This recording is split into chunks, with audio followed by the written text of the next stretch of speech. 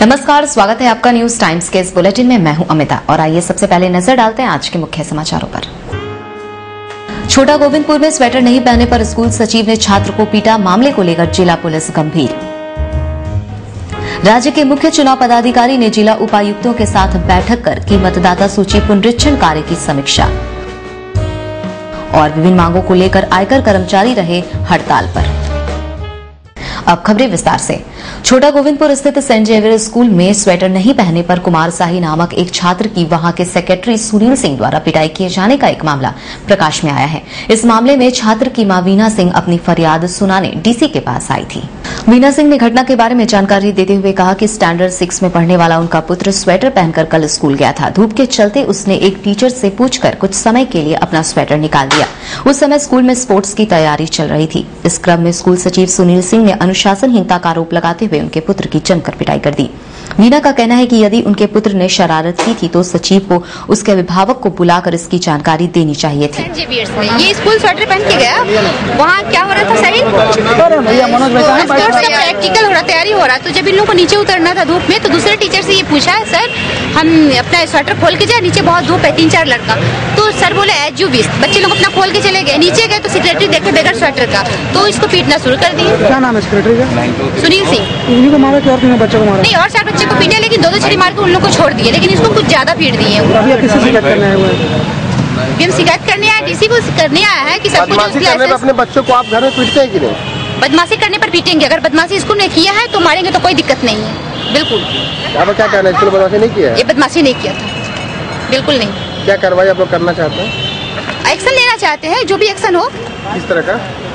जिस तरह का आप उनको उचित लगे, जिस तरह का उचित आप लोगों को लगे, 10 समाज को लगे कि क्या करना चाहिए उनके साथ। आप भी तो समाज के अंदर ही है, आपको भी लगना चाहिए कि नहीं यहाँ क्या करना चाहिए, क्या नहीं करना चाहिए। पुलिस से क्या मदद मांगेगी?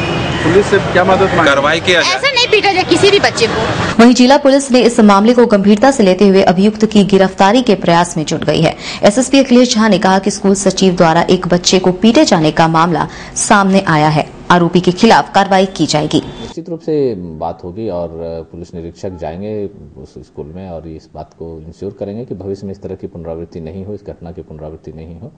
और बच्चा पढ़ने के लिए स्कूल में जाते हैं, उनको पढ़ाया जाए, बेहतर माहौल में देकर के पढ़ाया जाए। इस तरह से यदि बच्चों के साथ मारपीट होगी तो उसका बुरा असर उनके मानसिक स्तर पर पड़ेगा। राज्य के मुख्य चुनाव पदाधिकारी पीके जादौड़िया ने आज डीसी कार्यालय में कुल्हान प्रमंडल के तीनों जिला उपायुक्तों के साथ बैठक कर विशेष मतदाता सूची पुनरीक्षण कार्य की समीक्षा की। बैठक में कुल्हान प्रमंडल के सभी बीडीओ और सीओ भाग लिए। मुख्य चुनाव पदाधिकारी ने कहा कि विशेष मतदाता सूची पुनरीक्षण के लिए पर्याप्त संख्या में आवेदन पत्र आए हैं, जिसे शीघ्र कंप्यूटर में अपलोड कर नए मतदाता सूची का प्रकाशन 15 जनवरी तक किया जाएगा। चुनाव आयोग के दिशा निर्देश के आलोक में वे सभी प्रमंडलों में विशेष मतदाता सूची पुनरीक्षण कार्य की समीक्षा कर रहे हैं। उन्होंने कहा कि झारखंड में 80 से 90% मतदाता पहचान पत्र बनाने का काम पूरा हो चुका है, जो राष्ट्रीय स्तर के रेशियो से कुछ कम है। फिलहाल क्रिकेटर महेंद्र सिंह धोनी और तीरंदाज दीपिका कुमारी को मतदाता जागरूकता अभियान के लिए प्रमोट किया जा रहा है। उन्होंने कहा कि मतदाता को अपने वोट के अधिकार के प्रति जागरूक होना होगा, तभी लोकतंत्र मजबूत होगा। चैलेंज जो इस समय है प्रशासन के पास, वो है उन आवेदन पत्रों को सॉफ्टवेयर में अंकित करना और उन पर आदेश पारित करना, जिसके लिए अभी समय है।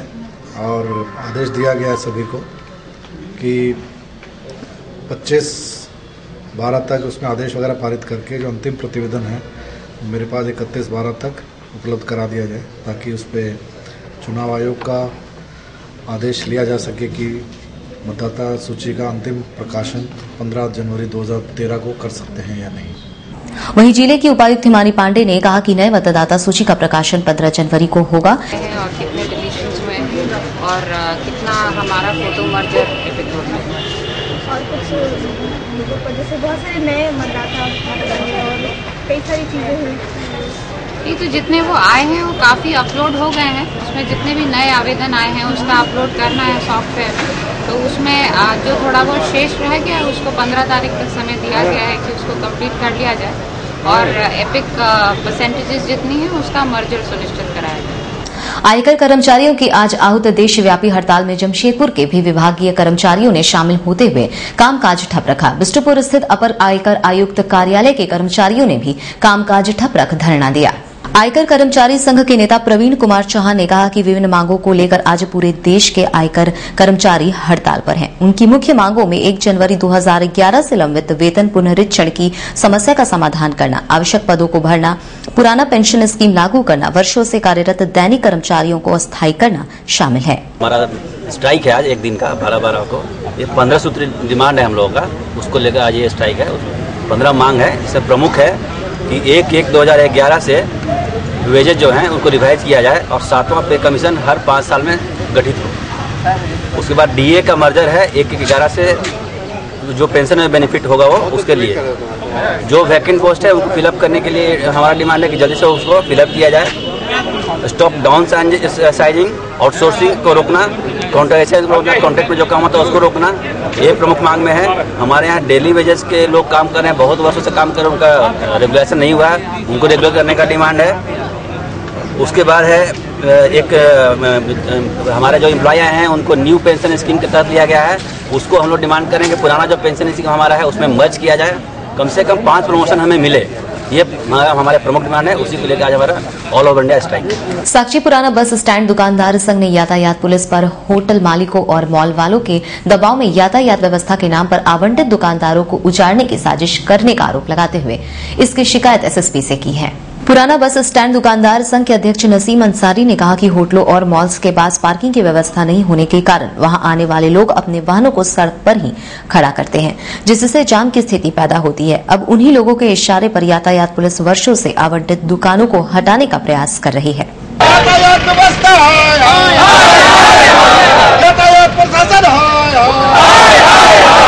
तो आप साक्षी पुराना बस स्टैंड जो दुकानदार है वहाँ पर 44 दुकानें हैं जो टाटा स्टील से आवंटित है। वहाँ पर विगत 25 वर्षों से अधिक से ही लोग अपने जीवन यापन कर रहे हैं, दुकान चला रहे हैं। आज तक यातायात में कोई व्यवधान वहाँ के दुकानदारों के द्वारा नहीं हुई, लेकिन पिछले कई दिनों से यातायात व्यवस्था के नाम पर दुकानदारों को उजाड़ने का जो षड्यंत्र यहाँ के, जैसा कि आभास होता है कि जैसा मॉल और होटल है, इनके दबाव में प्रशासन जो है दुकानदारों को उजाड़कर उनका जो पार्किंग व्यवस्था नहीं है वो सारा पार्किंग को यहाँ लाना चाहती है। इसको लेकर के दुकानदारों को उजाड़ने का षड्यंत्र चल रहा है।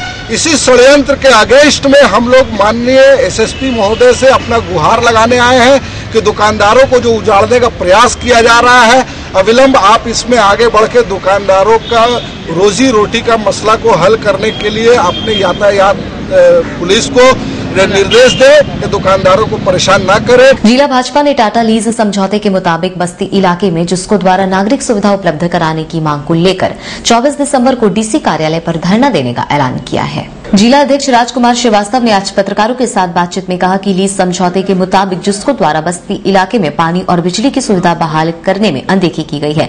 इसके लिए डीसी को 23 दिसंबर तक का समय दिया गया है। यदि इस दौरान उनकी मांगे नहीं मानी गई तो उपायुक्त कार्यालय पर धरना देते हुए टाटा स्टील के एमडी के आवास को घेरा जाएगा। यहाँ पर बिजली पानी जो सरकार के लीज समझौता के तहत मिलना चाहिए, इन विषय पर बैठक हुई थी और यह तय हुआ था कि उपायुक्त महोदय को हम लोग एक ज्ञापन देंगे और 23 तारीख तक का यह समय देंगे कि आप जुस्को से बातचीत करके, चूंकि यह मामला जो है राज्य सरकार का है और राज्य सरकार के आप प्रतिनिधि हैं यहाँ पर जमशेदपुर में, तो आप जुस्को के अधिकारी से बात करके और लीज समझौता को लागू करने का प्रयास करें।